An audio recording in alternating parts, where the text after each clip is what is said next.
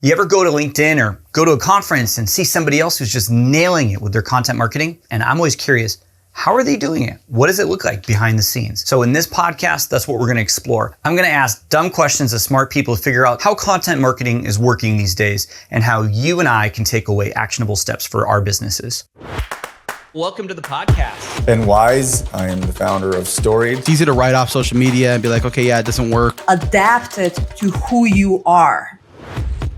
So Caitlin, welcome to the show. Hello, Justin. Thank you so much for having me on to talk. And I'm excited to share a little bit more and go deep into the nerdiest parts of what makes good content strategy. Yeah, well, that's what we're here for. Do you want to introduce us to what you do, who you are, what you do? Absolutely. So I am the founder and principal consultant of Roisin Consulting. We are a full funnel digital consultancy that works to build the bridge between hiring a solo freelancer and working with a full service agency so we can plug into your team a little bit more effectively and act as a more flexible and bespoke solution for every company and person's needs. But I am also the CMO for Mark.art, which is an exciting new startup that is working to bring the first of its kind GANs to the world, grouped asset NFTs, to help artists become more empowered as we move into a Web3 and blockchain-backed society, as well as the fractional CMO for another project in the edtech world that I'm really hoping we'll be able to talk about more soon. So, I mean, as a fractional CMO, but also as an agency owner, I would say, what kind of content marketing do you do? It's a big world. Give us some insight into that. The answer that I'm going to give is the most frustrating one possible, which is whatever is the right solution for the client. And so that looks like everything from organic social media strategy to performance marketing messaging strategy to website language to blogs to newsletters to sponsored article placement and writing to automated drip campaigns, engagement campaigns, all of that good stuff. What we do primarily focuses on internet-based content and marketing. But my background is actually print journalism. It was a really great degree to get in 2013. So right at the peak of print media. Well, maybe the print part wasn't relevant, but the journalism part was. I think I would argue anybody to be a good content marketer needs to have journalistic tendencies, right? I would agree. And I've actually had a couple of very interesting conversations lately with other chief brand officers, chief marketing officers around the concept of brand journalism and the evolution of content marketing turning into brand journalism, which is something I have mixed feelings about. Journalism is supposed to be free from capitalistic interests. That's right. It's supposed to be independent, third party perspective, but right. So to call it brand journalism is, an interesting term to use, but all that's to say it is showing a trend that content marketing is learning more and more from the strengths of journalism and the strengths of journalistic storytelling and information presentation. And I also don't doubt that a large part of that is because of just how many journalists have been, frankly, laid off or let go in recent years and have had to make a pivot into marketing. But that's not necessarily a bad thing. It does mean that our marketing is getting a little bit more well-researched. So I'm not mad at that. So give me an example. I mean, as you know, we're in the middle, as we're doing this interview, it's a week before Christmas, 2024. We got 2025 ahead of us. A lot of disruption happening in the last few years with AI, and a lot of things beyond that even happening. So the question that I think is on a lot of marketers' minds, including mine, is what's actually working? And so I'm going to ask you that question, Caitlin. What's actually working for your clients? Can you think of an example of something that's worked for you in the last year? Because, as you know, what worked 2 years ago even doesn't work anymore as well. It's not that it doesn't work, it just doesn't work as well. Curious what's working for you. I would argue the opposite.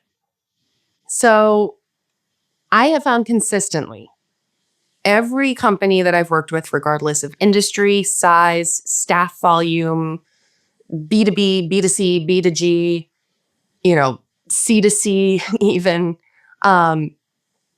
it's the one thing that always works is an original good story. It is never going to work to follow trends. It is never going to work to chase the algorithm. It is not the way to set yourself up for success in the long run. It may work in the short term. You might see some really rapid growth over the course of a couple of months by following I think the current advice is that you post 2 to 3 reels a day on Instagram and at least 4 stories, and you use X number of hashtags. And then on TikTok right now, it's 3 times, plus you should be going live at least once a week, plus you should be doing this and that.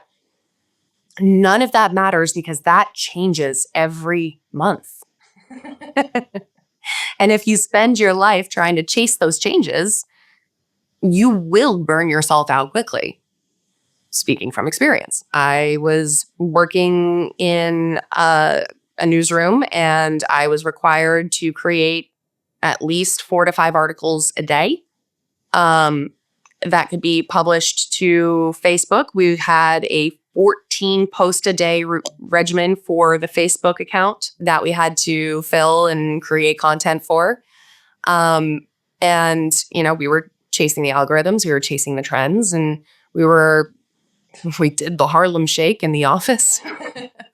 And it worked for the short term. In the 2 years I was there, we grew from 1 to 5 million followers and 10,000 monthly page views for the new blog that we had launched. But after those trends stopped working, that growth slowed down. It also happened to be when I moved to another job. But interests change, algorithms change, and a strategy can't put all of its eggs in one basket. So long story short, the best thing anybody can do is spend a lot of time on finding out what is unique and original about you and your brand and your story. Can you give an example of how you've done that recently? So, perfect example, one of our clients is a YouTube series. It's a documentary series. Team of documentarians approached me as they were launching the channel, and we started working together and launched in January 2023. At that point, they had 3 videos out, about 800 followers. They weren't really gaining a lot of traction on the YouTube, a little bit more on Facebook, but nothing that was really working. Their publishing strategy for YouTube right now, mind you, YouTube, where we're talking about creators pumping out, hour and a half long videos on a daily basis sometimes. Yeah, it's like 3,000 hours of footage every few minutes, 5 minutes, I want to say.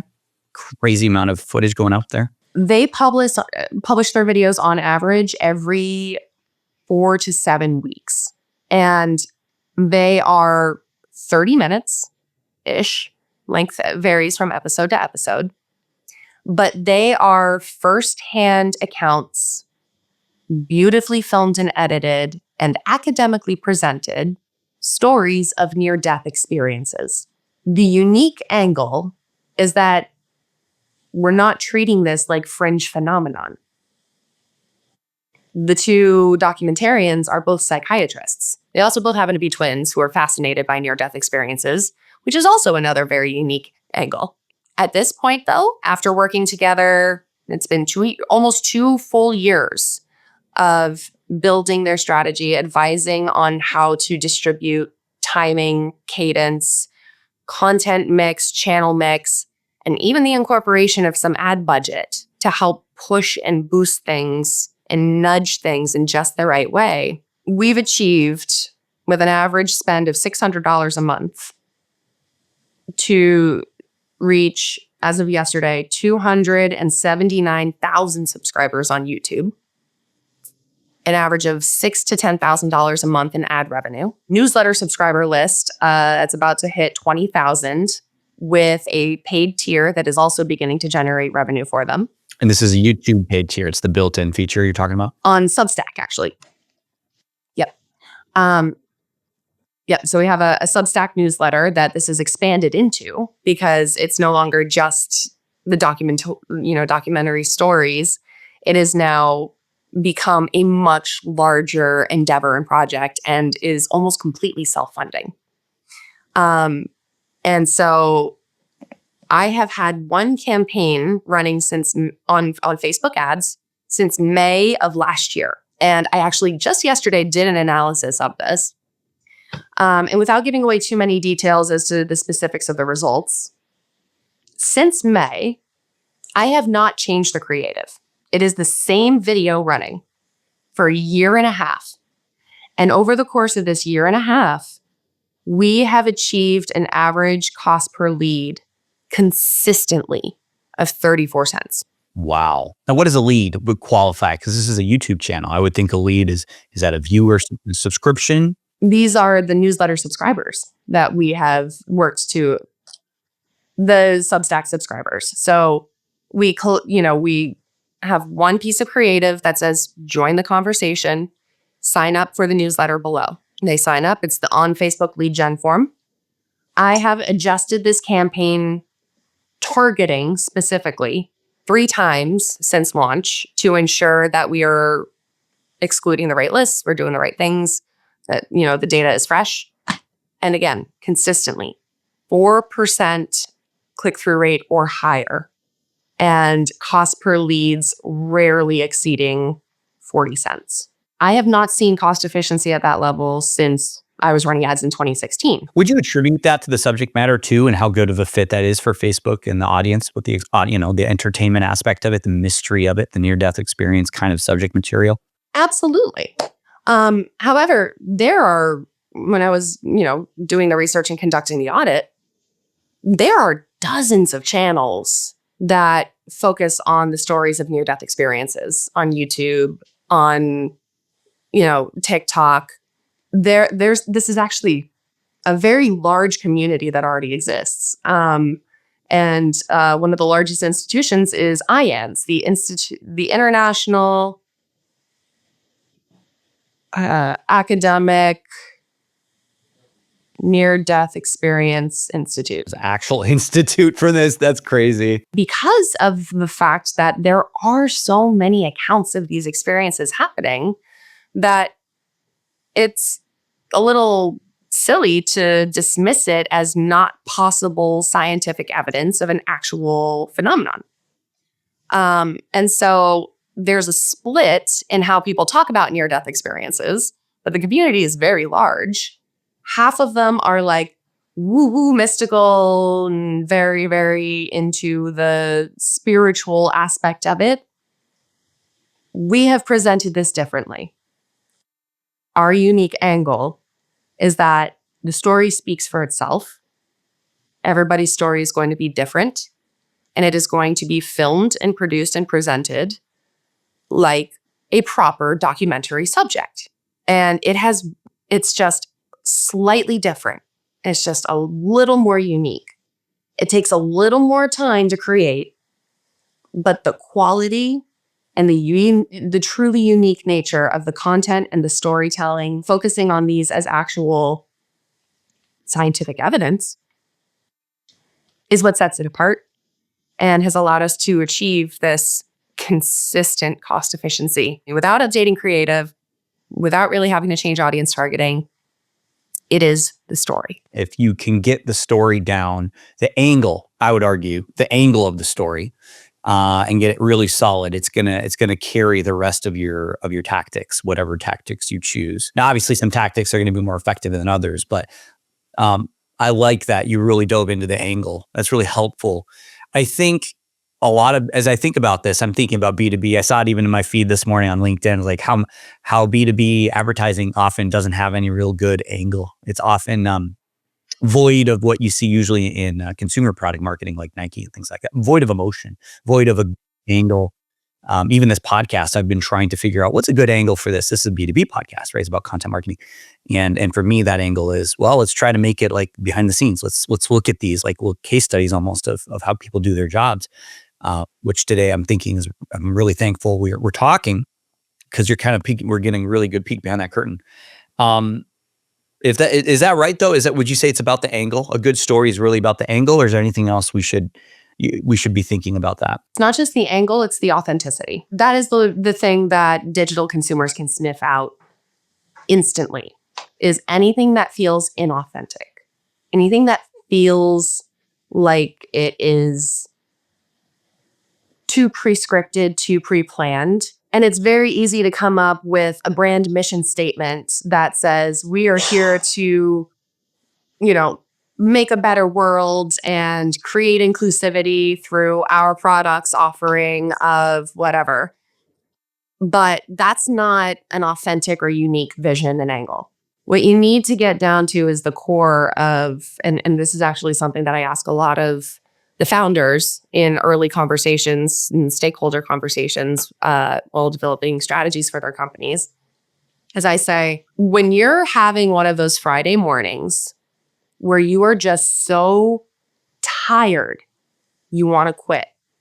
Like considering faking a sick day, want to quit. What is the one thing that will get you back out of bed and on the computer?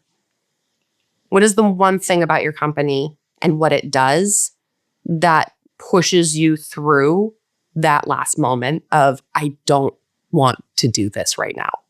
That is a fantastic way to get at the heart of what somebody's mission is. Because even as I think about that for myself, I'm thinking, what would my answer be? My first answer would be food on the table for my family. It's not much of a mission. It is a mission, but it's not, has nothing to do with business. It's just like, I gotta do the work, right? But that being said, right, once the bills are paid, what would the mission, what makes me interested in doing this versus going and getting any other job to put food on the table? But I like that. I love questions like that are very, one question to get at one concept. I think sometimes it's easy to overcomplicate what is mission, what is vision, things like that. So you're saying a good story is angle, but it's also mission. It's mission, it's angle, and it's authenticity. It's the combination of those three things, and then creating a way to tell that story on your own that is going to work. If there's anything the internet rewards, it is unique creations. What do you mean by that? Something novel, something new, something that isn't just. You say like a content format, like a long form YouTube video, but like instead of like an interview, let's do it like show me your screen. I don't know. I'm trying to think like what this podcast, like what do you mean by that? Well, it's kind of hard to pick out a specific example of novel creation over the last few years that sparked growth, but because there have been so many. But one that comes to mind, and I know the person, I believe her name is Amy Brown, and she was working for the agency that was representing Wendy's at one point. And she was responsible for, speaking of holiday season, overseeing the Twitter account responses through the Christmas and New Year holiday. Because if you work in marketing, you know that this is the busiest time of the year and you don't actually really get to take time off until January. But so she was the person who kind of started the sarcastic brand Twitter trend by replying to one tweet on, I think it was if I remember the story, it was another podcast interview that I had listened to that was like her story of how she kicked this whole thing off, where she was just like, speaking like herself, not like the brand. And so that's an example that I can think to point to.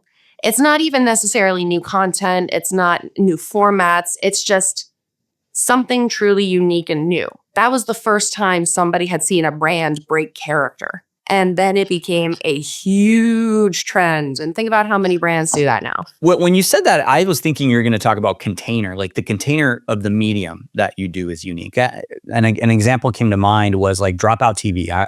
My wife and I just started watching Dropout TV on YouTube. They're an entertainment channel. They don't have their own separate channel. They actually are paid $5 a month membership through YouTube, and you can watch all of their stand-up comedies, and a lot of it's planned, a lot of it's unscripted, but most of it's unscripted. And it's so interesting to me how many different types of containers they have different formats. Whoop, didn't mean to touch my mic, but different formats they have for their different shows. And my wife and I, there's a nerdy sit down, a panel of 3. You have to guess the right answer of this. And then, that's the actually. And then you've got, the Game Changer, which is like a game show that changes up every time. And they have like a dozen different formats to highlight the talent on their team. And they bring in guests and things like that.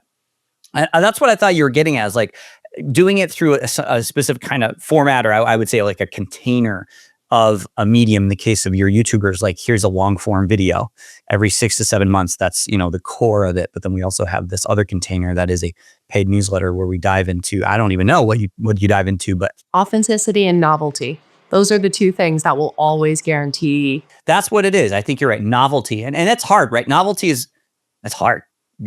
There's nothing new under the sun, as a proverb says, right? It's humans. You could argue creativity is never something new. It's just taking what already exists and flipping it for a different context. Pablo Picasso, all the best art is theft, But at that time, and now I'm getting into my my marked conversation here. So the company that I'm working as CMO for, what we're working to do is actually capture the provenance and the storytelling behind the art through a novel evolution of blockchain technology, and a combination of digital and physical presentation. So what we're referring to as phygital marketing, and creating a system of, frankly, truth-telling in an internet environment that showcases and leans into the fact that, yes, art is collaborative. Art and paintings and writing and songwriting, it is nothing but building on the stories of the people who came before us. And so that in and of itself is actually a very beautiful thing. And we are creating the tool to capture that. To capture that story and that provenance, and to bring everybody who is experiencing that art into the storytelling and into the provenance building. Anybody who purchases that art has a chance to continue to build on it. They can create an immersive experience, and that becomes part of the grouped asset NFT here. So all of that is to say, I think there's a dual-sided solution here when we're talking about 2025, 2026, and what's ahead for marketing, where we need to be acknowledging that the Web 2 experience is starting to reach its limitations on what can be done from the consumer's standpoint to own and protect and retain your own information and data. Web3 and blockchain works to put that information and that data back into the consumer's hand, back into the creator's hands. You own your data, but think about how many different creators out there suddenly lose access to their YouTube and 5 million followers, and overnight their revenue's gone. We need to create a different system. And so that's where I'm kind of bridging the gap right now with Roisin in creating an understanding and implementing, best in class, in my humble opinion, strategies of how to do content marketing and strategy and, the storytelling North Star development, while also working with Marked on creating the actual infrastructure that will allow the Web 2 experience to evolve. Because we're going to wind up at Web 3 at any point anyways. You and I had another conversation just the other day about how I'm prepping for the economy that's going to be real big in 10 years. Cannot wait to see you on the moon. I'm really looking forward to Nokia Bell Labs and testing out their 4G network. I didn't even know that was a thing. Space marketing, baby.